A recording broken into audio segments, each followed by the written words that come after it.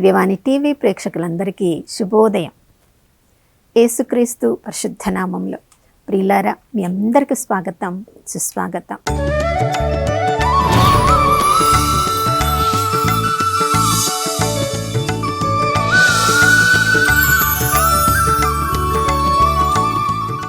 గత కాలమంతా మనందరినీ కూడా ఎంతో ఆశీర్వాదములతో నింపిన ఆ దేవాతి దేవునికి పూర్ణ హృదయంతో, పూర్ణ ఆత్మతో, పూర్ణ శక్తితో వందనాలు తెలియచేద్దాం. ఈ నూతన ఉదయంలో కూడా నమ్మదగిన దేవుడు, విశ్వసనీయుడు, మనం కోరుకున్న దానికంటే, ఊహించిన దానికంటే ఎక్కువగా తన ఆశీర్వాదములతో మనందరినీ నింపి ఉన్నారు. ప్రేమగల పరలోకపు తండ్రి బిడ్డలంగా ఈ లోకంలో మనం జీవించాలంటే ఆ ప్రభు శక్తి లేనిదే ఈ లోకంలో మనం మనుగడ సాగించలేమని ఆ ప్రభు నాకు బాగా తెలుసు ప్రియులారా.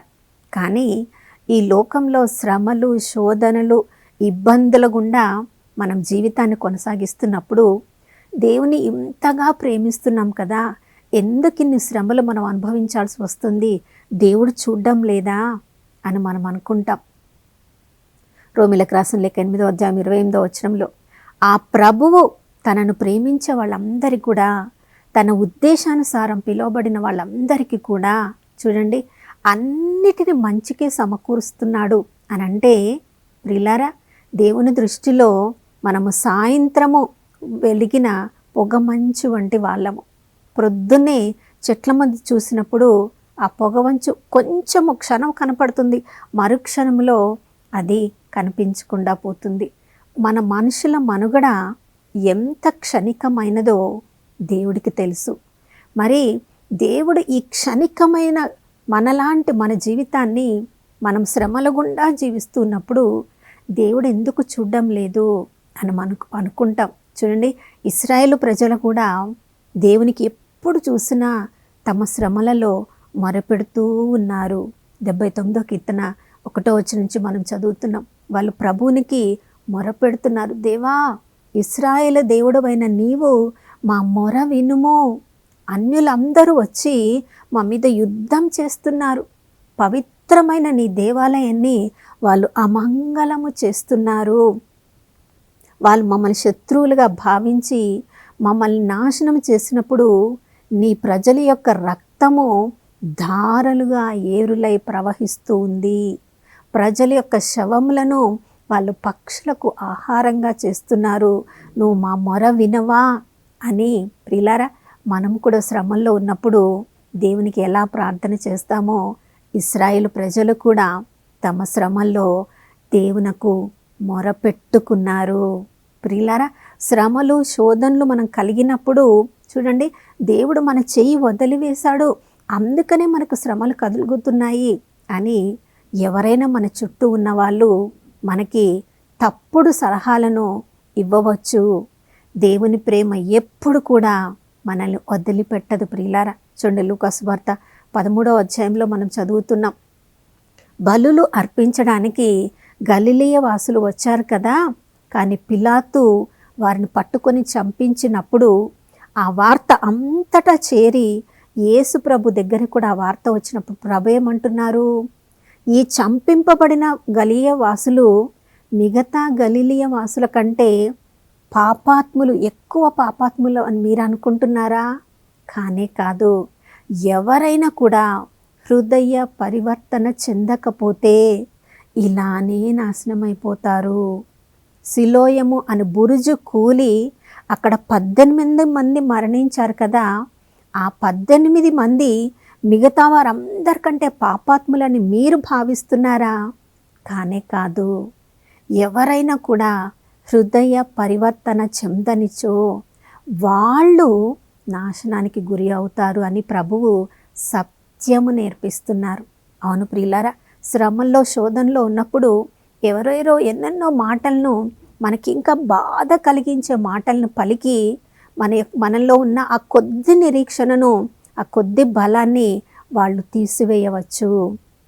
కానీ అన్ని పరిస్థితులలో ఆ దేవుడి మీద మన దృష్టిని పెట్టినప్పుడు మనము దేవుణ్ణి మేల్కొల్పిన వాళ్ళమని మనం అనుకుంటున్నాము, కానీ శ్రమల ద్వారా, శోధనల ద్వారా దేవుడు మనల్ని మరింత మెరుగుగా ఆత్మీయతలో ఉన్నత స్థితిలోనికి రావడానికి ప్రభు ఇచ్చే గొప్ప అవకాశంగా మనం ఉపయోగించుకోవాలి. చూడండి ప్రియులారా, ఇశ్రాయేలు ప్రజలు అన్ని శ్రమలు శోధనలు ఎదుర్కొంటున్నారు అంటే దేవుడు వారి చెయ్యి వదిలివేశాడేమో అని చూసే వాళ్ళందరూ కూడా అనుకోవచ్చు.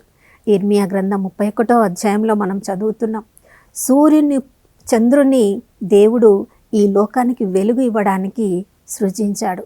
ఋతువులను నక్షత్రాలను అన్నిటినీ దేవుడు సృజించాడు. కానీ ఇశ్రాయేలు ప్రజల గురించి ప్రభు ఏం చెప్తున్నారు అక్కడ చూడండి, ఈ సృష్టి అంతా కూడా గతించిపోయినా కూడా ఇశ్రాయేలు జాతి నా ముందు ఎప్పుడు నిలకడగా ఉంటుంది. ఈ సృష్టి మొత్తం కూడా అంతము అయిపోయినా కూడా నా ప్రేమ ఇశ్రాయేలు ప్రజల పట్ల స్థిరంగా ఉంటుంది. ప్రియులారా చూడండి, అంటే వారికి అన్ని శ్రమలు కలుగుతూ ఉన్నప్పటికీ దేవుని దృష్టి మాత్రము వారి మీద నుంచి తొలగిపోలేదు.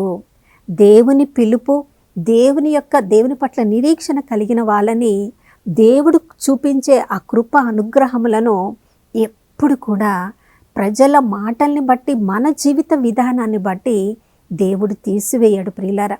కాబట్టి మన జీవితం ఎలా ఉన్నప్పటికీ కూడా ఎన్ని శ్రమలు మనం ఎదుర్కొంటూ ఉన్నప్పటికీ మనము రక్షణ అనుభవాన్ని కోల్పోకుండా భయముతో వణుకుతూ మన జీవితాన్ని ఆత్మీయతలో ప్రభువు చూపించిన అడుగుజాడల్లో మనం కొనసాగిస్తూ ఉన్నప్పుడు శ్రమలు శోధనలకి మనం గురి అయినప్పటికీ కూడా దాని తర్వాత ప్రభువు చూపించిన మార్గంలో మనం నడిచాము కాబట్టి ప్రభు మనకి గొప్ప బహుమానాన్ని సిద్ధము చేసి పెట్టారు. అందుకని ఇశ్రాయేలు ప్రజలు యుద్ధాలకి ఎప్పుడు కూడా భయపడలేదు, శ్రమలకు శోధనలకు ఎప్పుడు కూడా భయపడలేదు. తమ నమ్మిన దేవుడు తనను వదిలిపెట్టకుండా తమతో ఉన్నారని వాళ్ళు నమ్మారు ప్రియులారా. చూడండి, రెల్లు సముద్రము దాటిన తర్వాత అంత గొప్ప అద్భుతాన్ని చేసిన దేవుడు ఒకవైపు ఆ ప్రజలకి ఆ పరిస్థితి ఇంకా బాగా గుర్తుకు వచ్చి ఉండవచ్చు. ఆ యొక్క రెల్లు సముద్రము 2 పాయలుగా చీల్చక ముందు సముద్రం ఉంది, వెనుక ఫరో సైన్యము వాళ్ళని తరుముతూ ఉన్నప్పుడు ఆ పరిస్థితిలో దేవుడు వారికి చేసిన గొప్ప కార్యం ద్వారా సముద్రం మధ్యలో పొడి నేల మీద నడిచిన వాళ్ళు సముద్రము దాటిన తర్వాత మోషే వాళ్ళందరితో యావే దేవునికి గొప్పగా కీర్తనలను, స్తుతి గీతములను పాడేటట్లు చేస్తున్నారు. వాళ్ళు తమ అనుభవాన్ని స్తుతి గీతాలుగా ఆ ప్రభునకు సమర్పిస్తున్నారు. దేవుడు రౌతును సముద్రములో కలిసిపోనట్లుగా చేసెను. ఆయన ముందు వెనక మనకు నిలబడి మనల్ని పొడి నేల మీద నడిచెను. యావే యుద్ధ శూరుడు, ఆయన అన్ని యుద్ధాలలో విజయమునిచ్చే దేవుడు. చూడండి ప్రియులారా, యుద్ధము, శ్రమలు, శోధనలు, సైన్యము, శత్రువులు అనగానే ఇశ్రాయేలు ప్రజలకు గుర్తుకు వచ్చేది దేవుడు. తమ్ము నమ్ముకున్న దేవుడు, తమను ఎన్నుకున్న దేవుడు ఎప్పుడు కూడా చెయ్యి వదలరని వారికి బాగా తెలుసు. నా ప్రియ సహోదరి, మనము జీవిస్తున్న ఈ కాలంలో కూడా ఎంతోమంది మనల్ని శత్రువులుగా భావించవచ్చు, ఎంతోమంది మనల్ని నిర్లక్ష్యం చేయవచ్చు, ఎంతోమంది మనల్ని చూసి వాళ్ళు అపహాసకులుగా మనం చూసి నవ్వుతూ ఉండవచ్చు.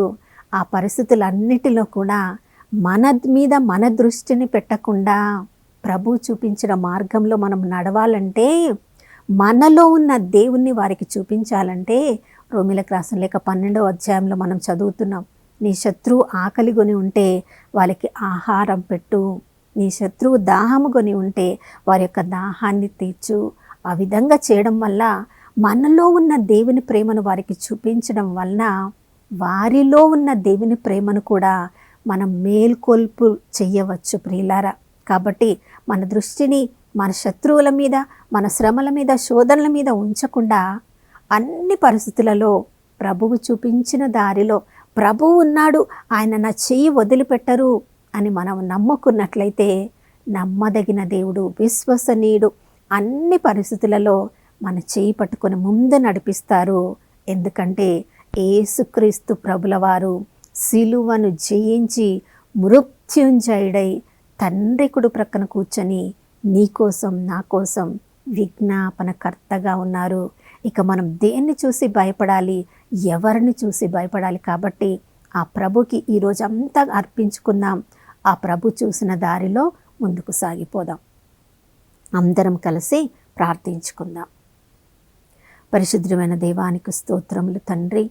ఇశ్రాయేలు ప్రజలు నాయనా, వారు అన్ని శ్రమల శోధనల మధ్యలో కూడా వారి నాయకులకు వారు విధేయించినంత వరకు దేవుని కృప, దేవుని శక్తి అన్ని పరిస్థితులలో వారికి తోడుగా ఉంది ప్రభువా. నాయనా, మేము కూడా వాక్యం ద్వారా నీ మమ్మల్ని నడిపిస్తూ ఉన్నప్పుడు, వాక్యానికి మేము విధేయించినప్పుడు అన్ని పరిస్థితులలో మమ్మల్ని ఆదుకుంటూ ఉన్నావు తండ్రి. నీకు స్తోత్రం. అగ్నిలో నడిచిన మేము కాలిపోమన్నావు ప్రభువా, నీటిలో నడిచిన మేము మునిగిపోమన్నావు ప్రభువా. నీకు స్తోత్రం.